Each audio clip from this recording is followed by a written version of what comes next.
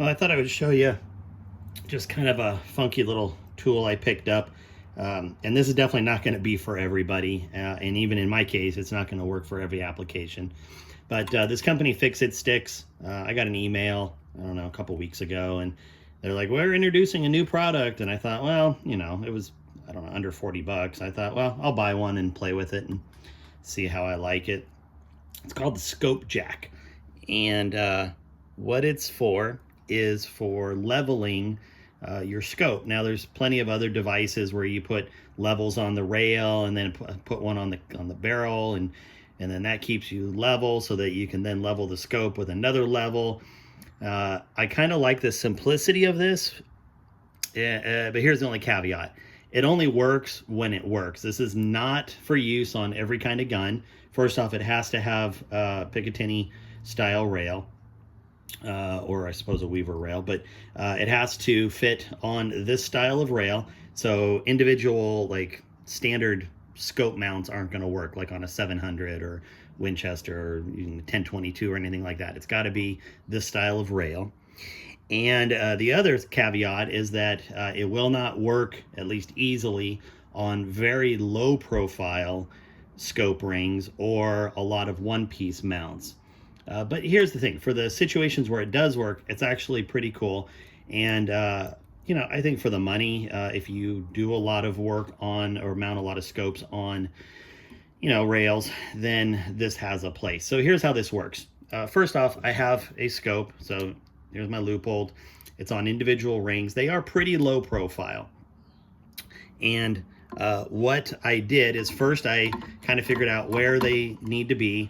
I just barely tightened them down so they would stay in place for where they're going to fit on the rail. And then I looked for how much room, like where is there the most amount of room so that I know where to put this, right? Because it has to be able to clear this kind of stuff. So I happen to be mounting it right here. So I know that this area is where there's the clearance that I need. So now I'm going to go ahead and put on the Fix It Stick thing here. So here goes the Scope Jack. All right, so it just screws on. It's got a pretty good knurled knob. You could, you know, finger tighten it pretty good. And then I'll show you what I'm going to be doing, but I'm going to be putting my ratchet on it, right? So I have some leverage, and it goes just right over the end, or you could use, you know, some kind of a screwdriver with a socket on the end. I'm going to wager a guess that, you know, even the end of this fits on here just fine. You can see that. So I'm going to be using this to raise it up, and then what it's doing is it's actually pushing on the flat bottom of your scope. All right, so this is all laying down. I am now going to put my scope where I want it, and for the sake of this demonstration, I'm just tightening these by hand. Obviously, I would torque them down. And what is difficult to show you is that there is virtually no space right now under here. I mean, at best, you know, maybe like a little bit thicker than that. So in this particular case, I have very little room to play, but it does the job. So now that I've tightened these down, and under normal circumstances, I would torque these, I'm just going to loosen these rings up just a hair so that the scope can actually turn. Okay, so you can see it's turning, right? Now, sometimes I've thrown plumb bobs out. I'll lay in my driveway and put a plumb bob 100 yards away, and or you know, whatever, and do that. But here's how this would work. So once I have this situated where I want it, and I'm going to be just kind of, I'm going to grossly throw it to the side here so you can see. I am going to put my wrench on the other side. Okay. Now watch the scope here. Did you see how that centered up on it? Okay. So here, I'll do it again. This time I'll use my my screwdriver. Okay. So here, watch, I'll go this way. Okay. See how when I lift up, it snaps it? Okay. So I do need to tighten it down in that position. So I'm going to go back to using the torque wrench.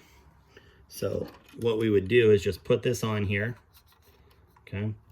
And then we go ahead and so now I'm applying pressure up to the bottom. So that bar that's going across is applying pressure up to the bottom of the scope, holding it perfectly perpendicular to the base. And then what I would want to do is just give this a quick snug, and then I'll come back with my torque wrench when I'm done. So, you know, now it's just going to keep it from moving, you know, accidentally.